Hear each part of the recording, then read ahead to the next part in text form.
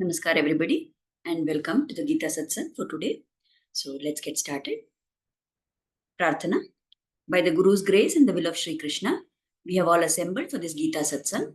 May we have their guidance to be able to learn and adopt the things which will help us to grow spiritually. Let's chant the shlokas.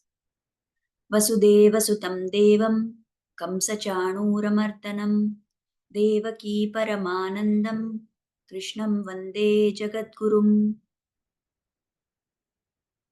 कृष्णाय वासुदेवाय हरये परमात्मने प्रणतः क्लेशनाशाय गोविन्दाय नमो नमः। नमोऽस्तु ते व्यासविशालबुद्धे पुल्लारविन्दायतपत्रनेत्र येन त्वया भारततैलपूर्णः प्रज्वालितो ज्ञानमयप्रदीपः। रामानुजदयापात्रं ज्ञानवैराग्यभूषणं श्रीमद्वेङ्कटनाथार्यं वन्दे वेदान्तदेशिकम्। यो नित्यमच्युतपदाम्बुजयुग्मरुक्म व्यामोहतस्तदितराणि तृणाय मेने अस्मद्गुरोर्भगवतोऽस्य दयैकसिन्धोः रामानुजस्य चरणौ शरणं प्रपद्ये। So with prayers at the lotus feet of the Acharyas, let us start our topic for today. So if you remember in the last satsang, we had stopped with the sixth shloka. And in fact, I said that the first half of the sixth shloka gives an answer to some of the questions which are being raised by Arjuna with his question. The second part of the sixth shloka gives an answer to yet another question. So that is why today we are going to again look at this sixth shloka and then we will go on to the next shlokas. Okay. So in the sixth shloka,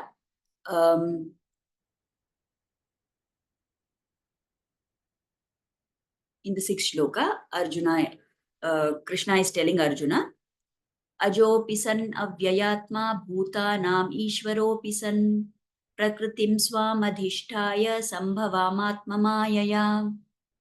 Although I am unborn and the Lord of all living entities, and I have an imperishable nature, yet I appear in this world by virtue of Yogamaya, my divine power.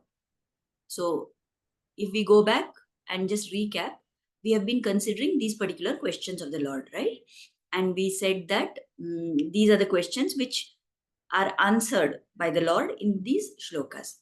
When Arjuna is asking his question that how is it that you told this, you are saying, Krishna, that you told this to Vivaswan, but Vivaswan was born long ago and you are now in front of me. So how can it be that you have told this to Vivaswan? How do I understand that? That was Arjuna's question. So to explain, so the deeper questions which are in Arjuna's query are these six questions according to the Acharyas. So they say, what is the first question that Arjuna is asking? Is the birth of the Lord real? Is his avatara real? Is this form real? Or is it an illusion? So the answer to this we have already seen in the previous satsang, in the last satsang, that the Lord and his avatars are all real. So there's nothing like an illusion about it. It's not that it is something which is just created on the mental plane or something like that. It is very real. Then we saw the second question that Arjuna was asking. Is the glory of the Lord same in all the births? So the answer to that is that yes, the Lord does not have any reduction in his glory in any of his births. Whether it is the Lord in Sri Vaikuntha or it is the Lord in any avatara, his glory is still the same. Now we come here to the third question. Today we are going to take up the third question and we are going to take up the fourth question also. How is the body's, now the Lord's glory is the same, his birth is real. So what is his body like? Is it different from us? Or is it the same like a human body? So the answer to this is no, the Lord's body is not the same like human body. It is indeed very much different from ours. We will talk about this in detail. And the fourth question we are going to tackle in today's satsang is, what is the reason for the birth of the Lord? Why does he take this avatara? Is he taking birth because of karma, because of papa punya, or is it some other reason? So the answer to that is, there is no papa punya for the Lord. There is no karma for the Lord to finish. So how is it that he is taking birth? By his own sankalpa. And why does he have this sankalpa for taking birth? We will discuss that in detail. So now we will take this third question. So as I said, the second part of this shloka gives the answer to this third question. So our question is, how is the Lord's makeup of the body different from ours?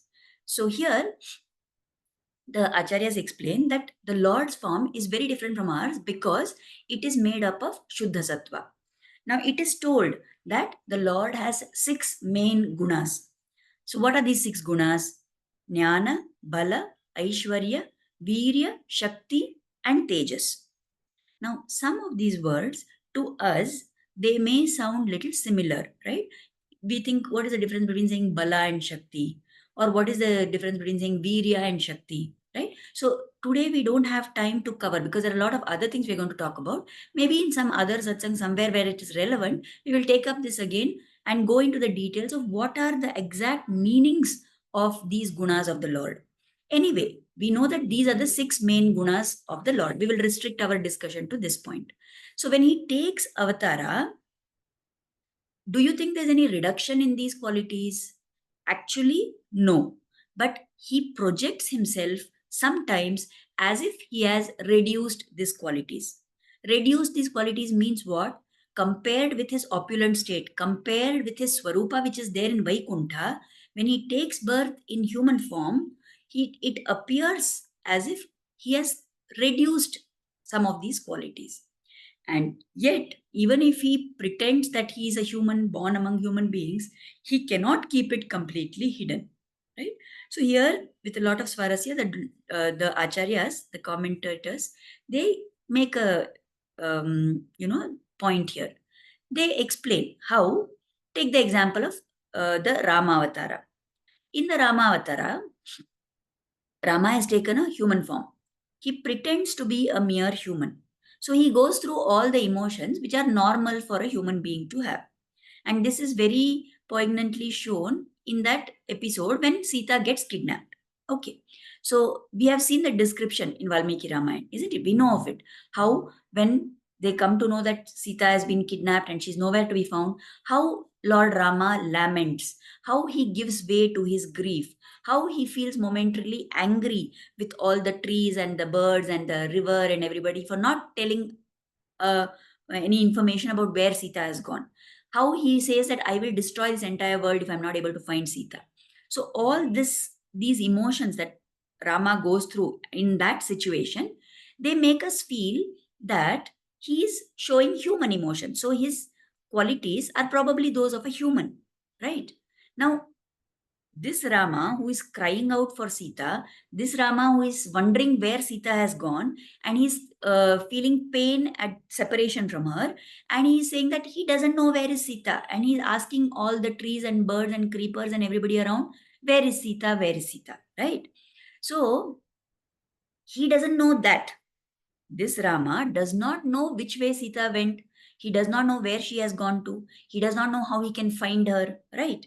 But this same Rama, as they continue searching for Sita, when Lakshmana and Rama come to where Jatayu is lying injured because he has had a gruesome fight with Ravana and he's been severely injured and fatally injured, and now he's just about to give up his life. So he's just holding on to his breath to be able to tell Rama that Ravana has kidnapped Sita.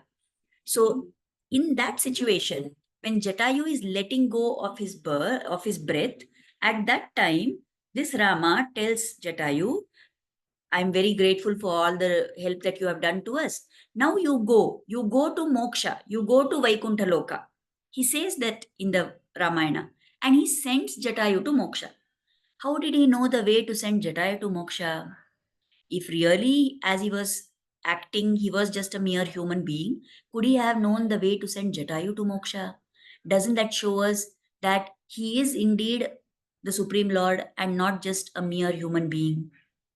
Right? So he's taken a human form and he's acting as if he is a human being, but it slips through. Somewhere in some incident, it slips out that he's not actually just a human being, but he's the Supreme Lord. He knew how to send Jataya to Moksha. Could he not have found where Sita was by himself? No, it was all part of his Maya. Next, the other example from Ramayana, which the Acharyas tell, is when Vibhishana came, he gave up the company of Ravana because Ravana was not listening to his good advice. And Ravana said very rude things to him and he insulted him and he said, "Go away. I don't want to see you in front of my eyes." So at that point, Vibhishana realized that there is no point in me sticking on here. And my dharma is to go on to the side of Rama. So where there is dharma, I will be there. That was Yudhishthira's Drida Nishchaya. So Yudhishthira, I'm sorry, I don't know if I said Yudhishthira, I meant Vibhishana. Okay.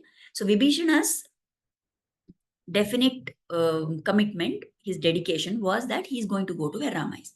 Now when he comes over and he gets accepted by Rama, as soon as he has accepted him, Rama coronates Vibhishana as the king of Lanka. Please remember, this is all happening before Rama and the Vanaras have even crossed over to Lanka. They are still on this side. They are still at Rameshwaram. They are still not yet having any plan of how they are going to reach Lanka and fight Ravana. But when Vibhishana has come to him at that very moment, Rama is so sure of the outcome of the victory that he does Patabhisheka for Vibhishana. He says, "Vibhishana, you are going to be the king of Lanka." How could he have known that if he was not Sarveshwara, if he was not Sarvagnya? If he was really just a normal Kshatriya prince who is the son of Dasharatha and who had no divine attributes, could he have known that the war will be fought and that they will emerge victorious and that he will make Vibhishana really the king of Lanka? He could not have known that if he was just a human being. So what is that? What does that indicate to us? That indeed he is not just a human being, he is the supreme being. Now, just because we came to this point about Vibhishana, just 1 minute, please.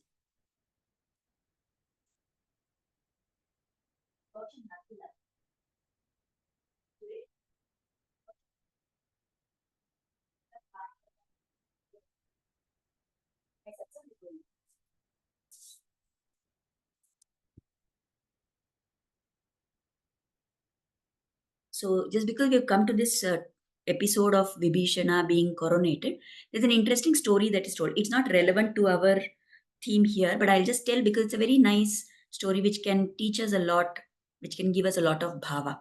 So, when Vibhishana was made as the king, Rama declared that, "Oh, Vibhishana, you are going to be the king of Lanka." So then all these people, this Sugriva and all said, "You made Vibhishana king of Lanka. Now what if Ravana does not die in the battle? What if Ravana comes and surrenders to you, O Rama? What are you going to do?" Right? That is the question that Sugriva asks Rama. So Rama says, "So what? If Ravana comes and he surrenders to me and he extends a hand of friendship, then I will accept him. Then what kingdom will you give to Ravana? Because he also has to be a king. What will you give him? You've already made Vibhishana the king of Lanka." So Rama says, "No problem. I will give Ravana the kingdom of Ayodhya. I will make Ravana the ruler of Ayodhya." Sugriva says, "Oh, but already Bharata is ruling there, isn't it? So what will you do with Bharata? What will you give to Bharata then? Which place will Bharata rule?" So Rama thinks and he says, "No problem. I will make Bharata the ruler of Vaikuntha." How can Rama make a statement like this? How can he say, "I will make Bharata the king of Vaikuntha"?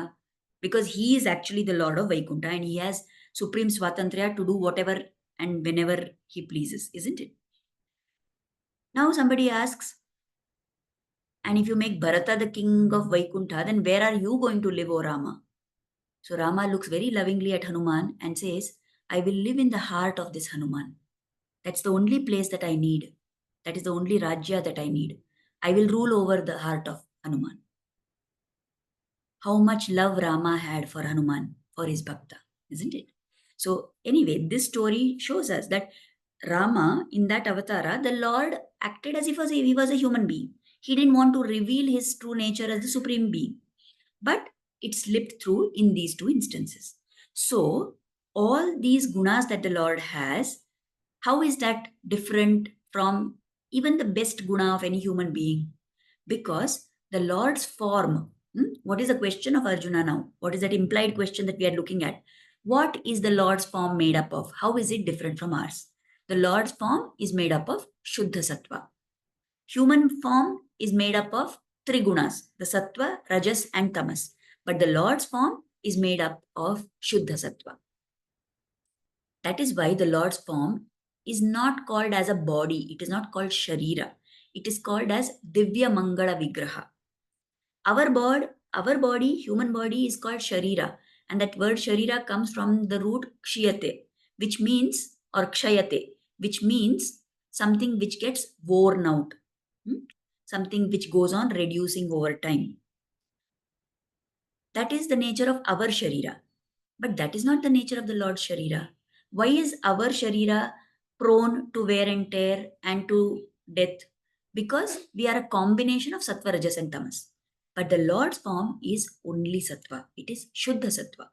And because his form is made of Shuddha Sattva, if there is anybody who gazes upon this Shuddha Sattva form of the Lord, then that person's Sattvikata, the Sattva guna in that person, will increase.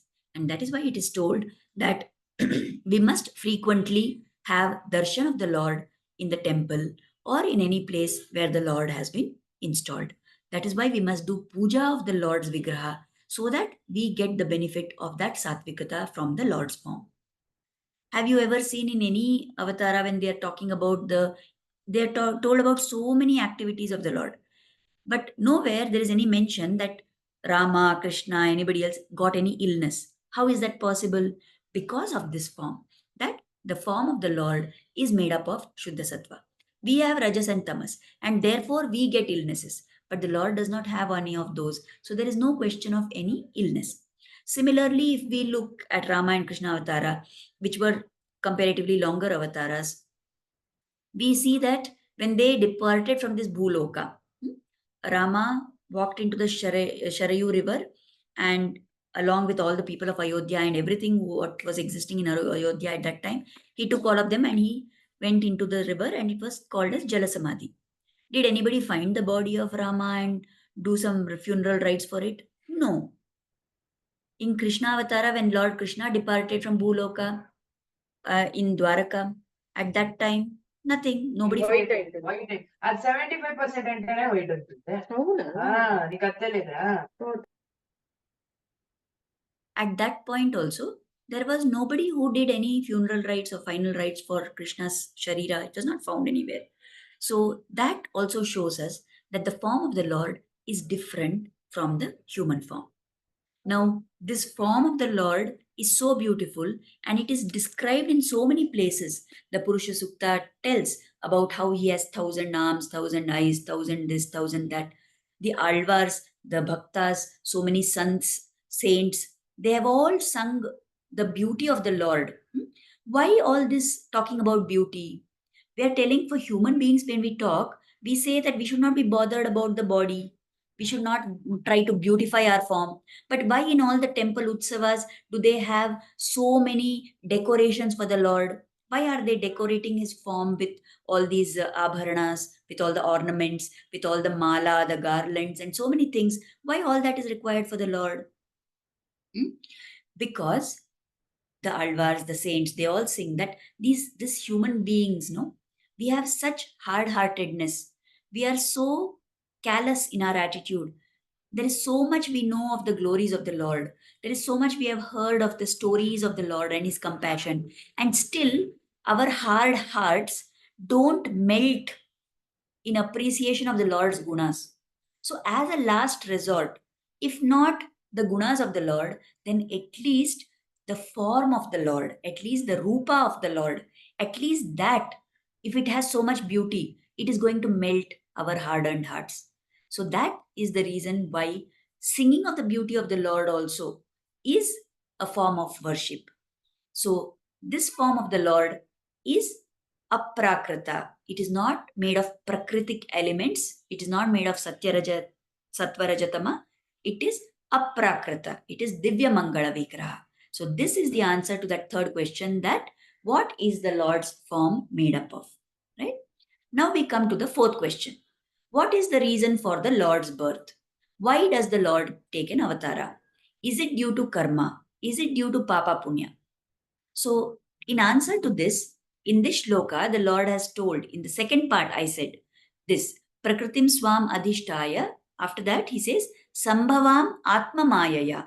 Sambhavami, I appear, I create myself, or I take birth. How? By my Maya, by virtue of my Yoga Maya. What is this Yoga Maya? It is the divine power of the Lord. So the Lord says, Sambhavami Atma Mayaya, in answer to this question. Why is he born? What is the reason for the birth? He is not having any karma attached to him. He is beyond Papa and Punya. He is beyond all karmas. He does whatever action has to be done, but there is nothing going to get attached to him, isn't it? So, if that is not the case, then why is he born? He is born by his own sankalpa. He takes a sankalpa, he decides that he is going to take birth, and by that he is born. Now, here, when we say Atma Mayaya, when the Lord is telling this word Maya, there is a lot of wrong idea that we have, or that Maya means something in certain context, but here it is not used in that context. Generally, when people use the word Maya, they mean something which is an illusion, something which is a mirage, something which is not true, something which is false, mithya. So that is the word which people understand when we say Maya. But here, when the Lord is saying Atma Mayaya, by my own Maya, means by his own jnana, which is a surprising kind of jnana, which is an amazing kind of jnana. It is his power, which is an amazing kind of power. And what is that jnana that the Lord has? He knows what is good for the bhaktas. And because on the basis of that jnana, he is taking that particular avatara. We have seen in so many cases when there was pralaya to happen and there had to be new creation which was done. The Lord came in the form of Matsyavatara. Nobody who was living on earth at that time knew about all this, but the amazing jnana of the Lord and the amazing power of the Lord, he recognized this and he came in the Matsyamurti form to take care of us. Similarly, you consider the case of Prahlada. There was great danger to Prahlada. Hiranyakashipu was going to kill Prahlada next moment. At that time, the Lord manifested, isn't it, as Narasimha. So like this concept, Svecha Matram Nidanata, only by his own Ichha, by his own Sankalpa, the Lord takes avatara. And what is it that motivates this Sankalpa of the Lord? It is compassion for the Jivatmas. All these jivas are struggling so much. I have to bestow my grace upon them. With that bhava, the Lord takes avatara. And as we already said, he is not affected by karma. Karma does not attach itself to him. So there is no question of him having papa punya. So he is taking avatara entirely by his own sankalpa in order to alleviate the sufferings of human beings. This quality of the Lord, he takes birth in our midst. Now, we saw in the previous discussion, little before when we discussed, we said he is having all those 6 qualities: Jnana, Bala, Ishwarya, Tejas, Shakti, Virya, right? So, somebody who is having all those 6 qualities, such an opulent form, such a great personality beyond description he is. And yet, he takes birth in the middle of us. And by taking birth with us, he becomes one among us, lowly human beings. This quality of the Lord, the Alvars praise this quality and they call it as Saushilyam. What is the Saushilyam? It is the ability, it is the humility, it is the tact which a person in a high position has to deal with people at the lower levels. We normal human beings, we are after all lowly beings because we have papa punya, we have karma attached to us, we are subject to birth and death. So we are lowly people compared to the Lord. Now this Lord, he is from such a high position, and yet when he takes avatara, he becomes one with us. That quality of the Lord is called as Saushilya. Like for example, Rama, he was the son of the Chakravarti Dashavartha. He himself was fit for that position of a Chakravarti. And yet, he made friends with whom all? with Guha, who was an uneducated, very uncouth kind of a tribal person. He made, okay, at least Guha was human being. He made friendship with the Vanaras, who were monkeys, not even belonging to the same, what species as human beings. The Vanaras he made friends with. He went down to their level and he became one with them. What about Shabari? When she tasted the fruits and offered it, or she was just a tribal woman who was there in the forest. He accepted her gifts with so much of joy. So, in all these cases, we see how Rama has this quality of Saushalya. Similarly, if you take the example of Krishna Avatara, the Gopas and Gopis, what was their level of behavior? They were very less, what you say, civilized from the normal ways of the world. And yet, Krishna was so happy playing, eating, dancing with them, sharing all his activities with them, isn't it? What about Arjuna? Okay, maybe Arjuna is a great Dhanurdhara, maybe he's a very accomplished Kshatriya and all that, fine. But still, he is not having any great godly quality. And why Krishna made him his Atmasakha like that? Why did Krishna grace him with the Bhagavad Gita? Why did Krishna do everything that he wanted for Arjuna? Because of this quality of Saushalya. So this Lord takes avatara, and unlike us, he gets to decide who his parents are. Whenever the Lord takes avatara, it is by his sankalpa. So what avatara he is going to take, in what form he is going to come, whom he is going to be born to, what are the activities that he is going to do, all these he does by his own sankalpa. So that is how the Lord takes birth. So the reason for the Lord's birth is not karma, it is not an account of papa punya, but it is the sankalpa of the Lord that he has to take birth out of compassion for all the jivatmas. So now we come to the next question. As we remember, if you remember the fifth question, when does he take birth? At what point of time does the Lord take birth? Now we said he is taking birth by his own sankalpa. Now how does he decide that now I have to take avatara?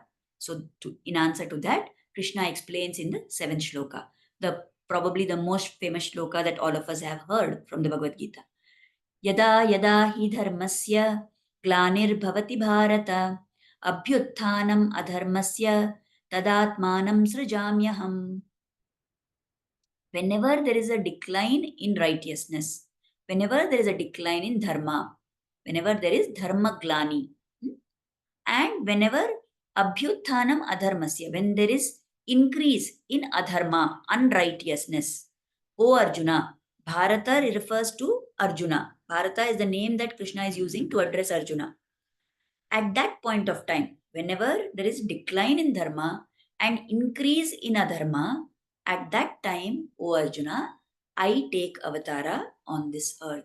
This is the answer of the Lord to the question where we ask, when does he take birth? Whenever such situations come, that dharma has come down and adharma has started to increase, at all those times, the Lord takes avatara. Now we know 10 main avatars, but actually there are innumerable avatars of the Lord. Now Krishna is telling that whenever there is decline of dharma, so what is this dharma? How do you understand dharma? So this great rishi called Jaimini has given probably the most concise kind of a definition. Chodana lakshanartho dharma. Whatever is told in the Vedas, the commandments which are there in the Veda, following that is dharma. If you remember, we had seen in some previous satsang the story of Ajamila. So when there was a discussion between the Vishnu Dutas and the Yamadutas, you remember that story, I hope. Ajamila was actually a pious person, but then he got into bad company and he got dragged down from his high position. And because of that, he did many wrong things and he was totally living a life of sin. But by some grace, he had named his youngest child as Narayana. At the time when his death was near, the Yamadutas came there and he saw those Dutas. And he was really scared by looking at their scary appearance. And in fear, he called out to his youngest child saying Narayana. He didn't call to Vishnu. He didn't call to the Lord Narayana. He called out to his son out of Vyamoha for that son. And yet, Hearing the name of Narayana being called, the Vishnudutas came there. They refused to let the Yamadutas take this Ajamila's soul to Naraka. They said, no, he has called out Vishnu's name.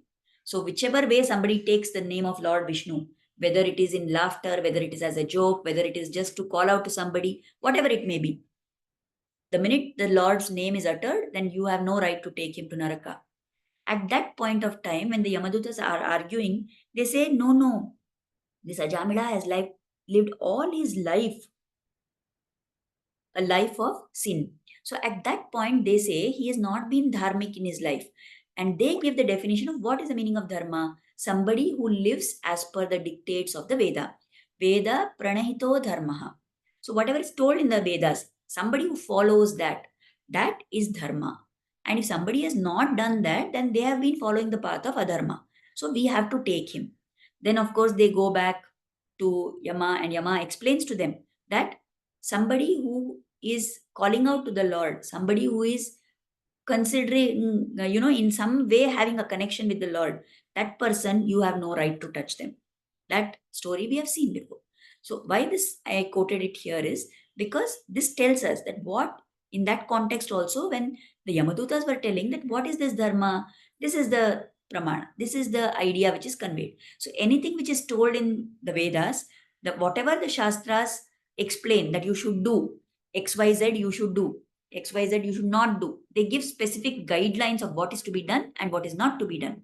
So whenever there is lack of following those principles of dharma, then that is the time when we say that adharma is increased. And we have heard this. You must have heard many people talking about this, that dharmo rakshati rakshitaha. Somebody who protects dharma, somebody who abides by dharma, that dharma only will protect him, right? So this, whenever it happens, that there is a fall in dharma, then at that point of time, the Lord takes avatara. And this whole concept of dharma is what distinguishes our Bharata, our country, from the rest of the world. Any other civilization in the world you look at, they may have had the most highest ethical standards, but beyond ethics is the concept of dharma. So here we see that we said Lord decides for himself when to take avatara. And when is that point going to be? When there is decrease of dharma and increase of adharma. Now that could be a planned move or it could be a spontaneous move. Like for example, when Prahlada was about to be killed by Hiranyakashipu, spontaneously the Lord came, he took avatara as Narasimha. That entire Narasimha avatara lasted for very less time, maybe 1 hour at the most or a few hours. That was an example of a spontaneous avatara. Similarly, when that elephant Gajendra called out to the Lord, at that very moment, the Lord came in the form of Hari. So that again was an instantaneous avatara. But if you take the case of Rama, if you take the case of Krishna avatara, then in these cases, the Lord's appearance was definitely told and announced in advance, and then the Lord came and took avatara. So the Lord, he's the sole decider of whether he's going to take avatar at a particular point or not. So we can say, the commentators explain that right now we are in Kali Yuga. So we are thinking many times that what is all this Kali Yuga? So much bad is going on. How things are getting worse from day to day. So many bad things are happening, right? And we are saying so much bad is happening. Why the Lord has not yet taken avatara? Some people think. The answer to that is, if he has not yet taken avatara, that means actually how much ever decline of dharma maximum has to happen has not yet happened. It is going to happen in the times to come. Probably in our lifespan, we may not see so much of a decline because we are still in the starting first, say 5,000 years of Kali Yuga. We have still a long way to go. There are many lakhs of years left for Kali Yuga to get over. So somewhere at some point of time, the Lord is going to take avatara. So we can assume that right now, dharma has not declined so much as, to motivate the Lord to take an avatara. Now here I told you, if you remember, that in this shloka, Krishna is addressing Arjuna as Bharata. So what is this name Bharata? He's calling him that to remind him that you are a citizen of this great Bharata Desha. And the whole idea of dharma is in Bharata Desha. So indirectly, Krishna is telling Arjuna that, O Bharata, O Arjuna, you are a citizen of this great Bharata Desha. So it is your duty to fight this yuddha because it is a dharma yuddha. What was originally the problem of Arjuna? Why all this discussion has started? Because Arjuna said, I don't think it is right for me to fight against my own family members. Right? So now Krishna is drawing attention back to that point. You are part of this Bharata. This Bharata Bhumi is the one who has given this entire Siddhanta of Dharma, and it is your Dharma to fight in this Dharma Yuddha. So, O Arjuna, get up and fight. That is your duty, right? So, what are the messages that we can take from these things that we have discussed today? The first thing we can learn is that the Shuddha Sattva form of the Lord, we said, it is full of Sattva Guna. And we will definitely benefit by having darshan of that form. That is why we must frequently visit the temple, take darshan of the Lord. Do we go to temple so that we can see the Lord? Or do we go to the temple so that the Lord can see us? An interesting question. We should see the Lord, definitely, because his form is made up of Shuddha Sattva. So when we look at that Sattvika Vigraha of the Lord, at that Murti of the Lord, there are Sattvik energies which are given out. There are a lot of positive vibrations which come out. And we will definitely, our Rajatama Gunas will decrease because of that. Our Sattva Guna will increase because of that. And also, it is very important that the Lord should see me, isn't it? If the Divya Drishti of the Lord falls on me, if his Kripa Kataksha falls on me, then there is nothing to stop me from getting benefited in this world. So we must have frequent darshan of the Lord in a temple, in temples near our place, in Tirtha Kshetras, right? So taking darshan of the Lord is one important thing. We will definitely immensely benefit, and our sadhana will improve very drastically when we have darshan of the Lord's form. The second thing is that we are thinking that things are going so bad. It is Kali Yuga and so much dharma glani is happening. The Lord is not yet come. Let the Lord come at the time when he deems it fit. But if we follow dharma, if we follow the guidelines of dharma, then for us, it will not be so unbearable, the Kali Yuga. Also, if you remember in the Parikshit's, in the Srimad Bhagavatam, where Parikshit is discussing, right? They have described the set of events in the Padma Purana, I think, where there's a discussion between Kali and Parikshit. So Parikshit has given some few places to Kali Purusha to live in. As long as we avoid those places and those events, we can definitely make sure that we are not having to suffer whatever dangers and whatever discomforts and pain is there in Kali Yuga. So it is up to us to just keep doing our sadhana. The Lord is there. He will take care of us. If we follow the path of Dharma, Dharma will protect us. Dharmo rakshati rakshita. Let us not look with our short-sighted vision at what is good for me, what is comfortable for me. Let me trust in the Lord's wisdom. He is the one who knows everything. He is the one who is making all the sankalpa. He will come when the time has to come. And when the right time has come. But until then, what is my role? That I have to keep doing my sadhana, try to increase my sattvikata, and keep going further and further in my bhakti towards the Lord. Right? So we are less than 1 minute left to end the satsang. So let us offer kritagnyata, gratitude at the lotus feet of Sri Krishna and Guru for inspiring us to start and join this satsang. And let us pray for their blessings and grace to always be on us. Thank you everybody for joining in. If you have any questions, any comments, any suggestions, please feel free to send on WhatsApp as usual. Namaskar.